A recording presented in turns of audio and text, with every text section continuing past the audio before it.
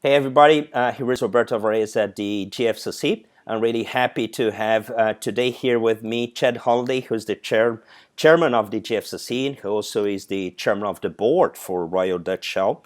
Chad is a well-known global business leader, but he has been involved not just in business all over the globe, but also, I would say, in global causes and global initiatives.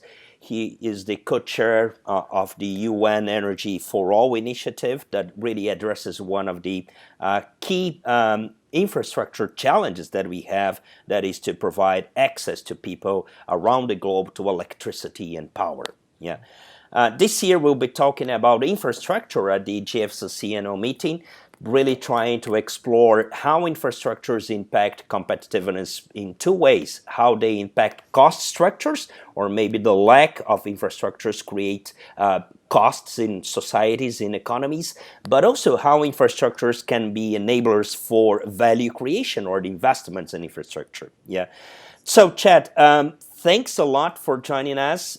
We are really happy that you'll be with us in Saudi Arabia, in the King Abdullah Economic City, and we're really happy to have you here today.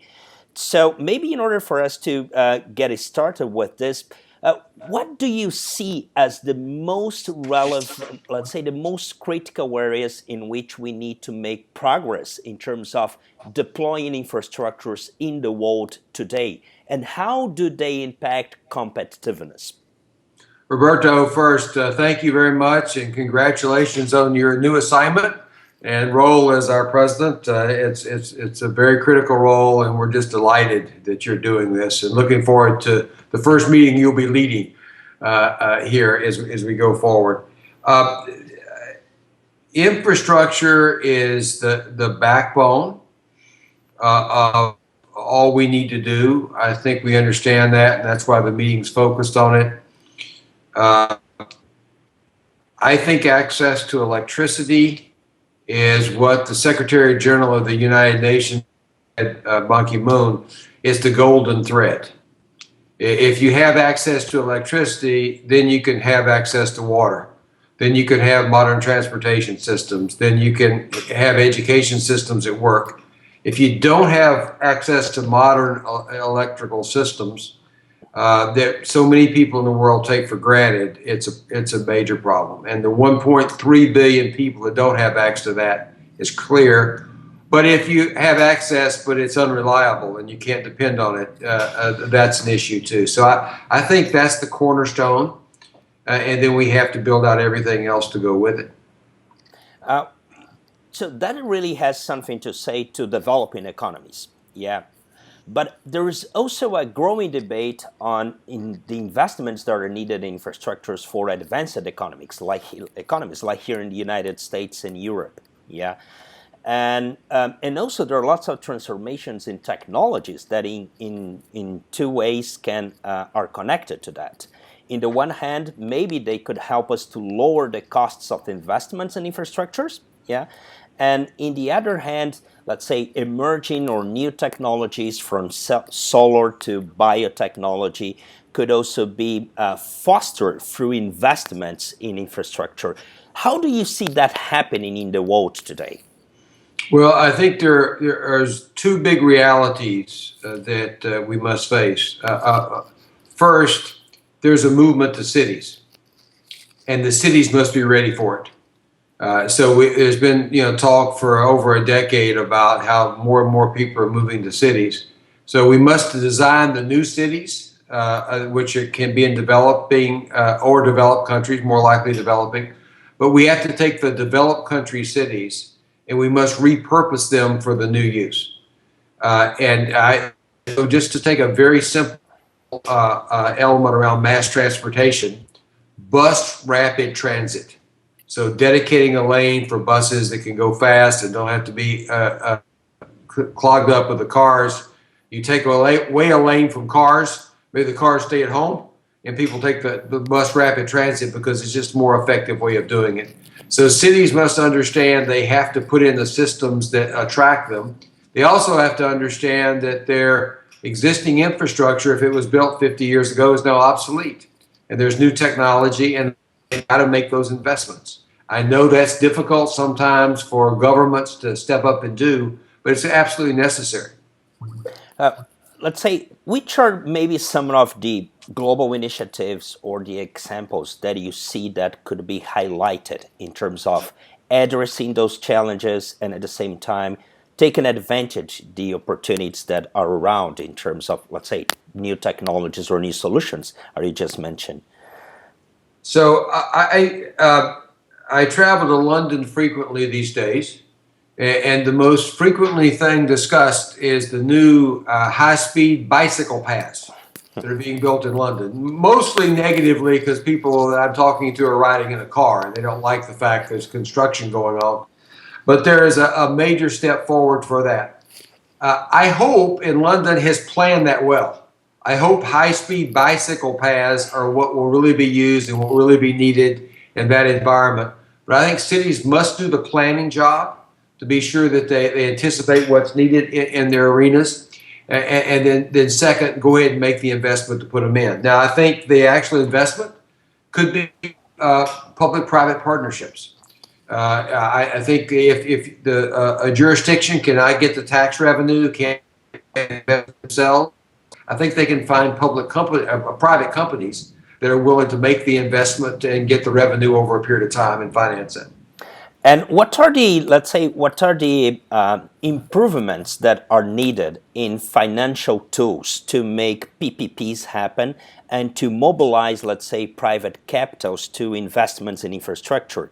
And as your comments really highlight this nexus between the development of new infrastructures and sustainability in some way. Yeah. So do you believe that we are mature, that we have around the globe an infrastructure or maybe a financial infrastructure that is needed to support those investments today? What do we need to do in terms to make progress in creating that infrastructure to fund new investments in infrastructure? Good question. So you mentioned earlier our work with Sustainable Energy for All with the United Nations. And there's a financing wing of that. And actually, Bank of America, working with the Brazilian Development Bank, has been key in leading that work. And what we found is that the instruments that are needed for these infrastructure projects really don't exist. So you have people that want to invest money in projects like this, but they are not lined up with the right terms and conditions for the cities and states and provinces that want to do it.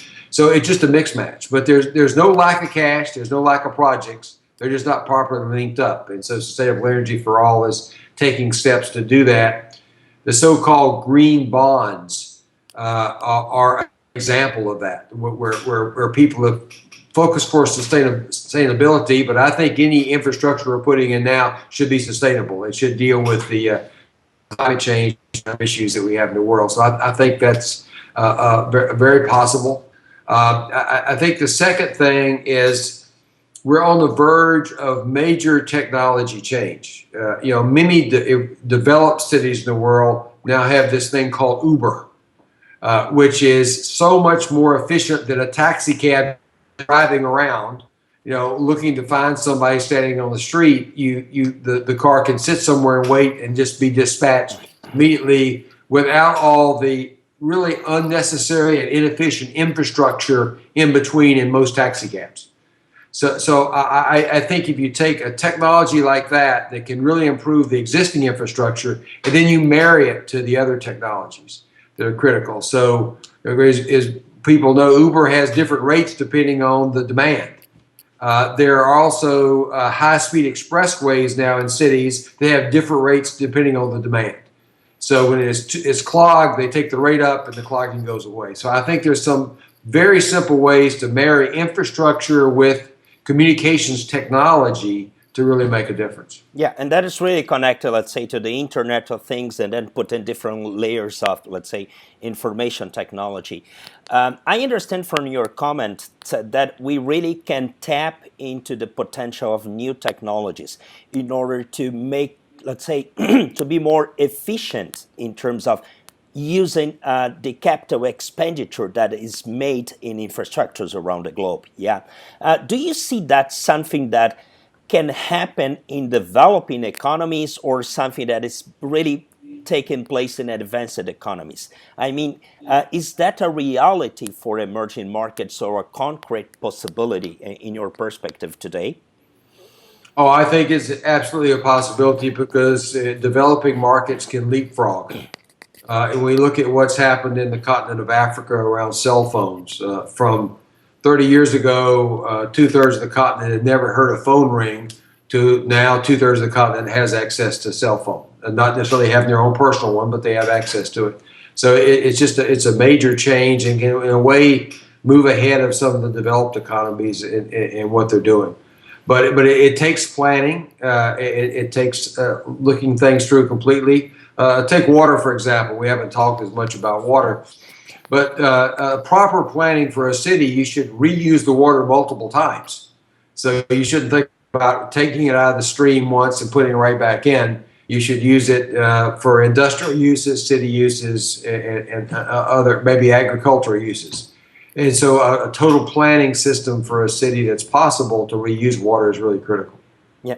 So, in that context, let's say not just technologies, but business models will be needed to make those things work. Let's say autonomous water systems or off-grid power systems that could be deployed in remote areas of let's say, of the planet. Yeah, which are the opportunities that, let's say, emerging countries could tap on in terms of leapfrogging, as you said, and making progress in value creation, the development of new industries, connecting that with investments in infrastructures. Is that something real? Is that a real opportunity in that? I think it's definitely a real opportunity, but I do think it's very situational specific. Okay. So where biofuels may play in one place, they don't work at all in another. Solar may play for electrical system and would not work in another place. So I think it's hard to generalize. I do think if you look at personalized transportation, some people would call it cars, but I recall 10 years ago at the 2005 World's Fair in Japan, Toyota rolled out a vehicle. I actually rode in the vehicle that was a one-person car. And you would program in the location you wanted to go, and it would take you there. And so you didn't have all the metal and steel and bumpers because they were programmed so they couldn't run into each other. And looking at that and doing it, people thought it was so far out and never be practical. Now, if you look at the reports in the last couple years about Google and Apple having their own personal driverless vehicle, this wasn't driver. It was in Japan. It was a rider. It wasn't a driver. So what we're seeing is that technology is almost here. Now, it's not here today, but it will be within 10 years. So if I was in a developing country and I wanted to build out the personalized transportation system, why not leapfrog to something like what Toyota has proposed and now what Apple and so forth are working on? Why don't they think about that big step and so they'll be ahead of the developed countries rather than trying to put in the same system that we have in developed countries today? So that would be my challenge. I know that sounds stretchy. It sounds like too big a leap, but why not? Yeah. And your comment makes me think about one thing, that probably technology is really not constraining us today, but institutional models for the adoption of new technologies and for the implementation of new businesses. Probably that's one of the areas in which policy frameworks and institutional frameworks, but probably those are key issues for us to make progress in order to enable those developments, new businesses, and new technologies to be deployed. Yeah, do you see like that? Yeah, I see exactly that. I think you said it quite well, and we saw that in Sustainable Energy for All. We went to developing countries and said, we want to work with you, but you have to develop a plan first. You have to be able to describe what you're going to do. Then we would evaluate the plan and give them feedback.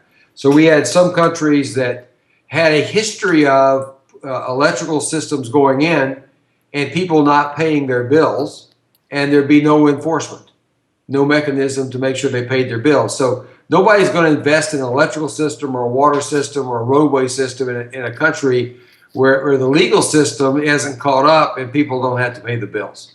So we gave them the proof points they had to meet, either by direct metering and paying on the spot or something else that would be necessary before we could get together a consortium of development banks, commercial banks, and companies to put in the infrastructure. So I think this is not rocket science, but you wouldn't believe how many countries just don't have that in place, but somehow expect the development funds to flow. Yeah. So for us to finish this conversation that will be continued in Saudi Arabia, as we prepare ourselves for the GFCC annual meeting in the King Abdullah Economic City, what would you say in terms of the nexus between competitiveness and infrastructure? That is let's say, probably the most important thing to which we should pay attention at this moment when we talk about competitiveness and infrastructure. Planning. If I had to put it in one word, it needs to plan. It needs to plan with a far enough time horizon. Infrastructure doesn't move very easily.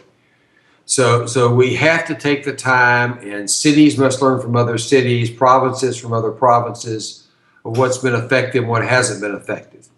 And so I think a hard look at planning up front before you start pouring cement, if you will. And generally, people get excited about projects. They have the funding suddenly, so they rush out to do the project. So I'd say every municipality should be doing planning now, and then they put in the structure over a period of time that makes sense. Chad, thank you so much for your time. We are really excited that you join us in Saudi Arabia. And you all stay tuned, and this conversation is to be continued. Yeah, thank you so much. Roberto, thank you very much. Great.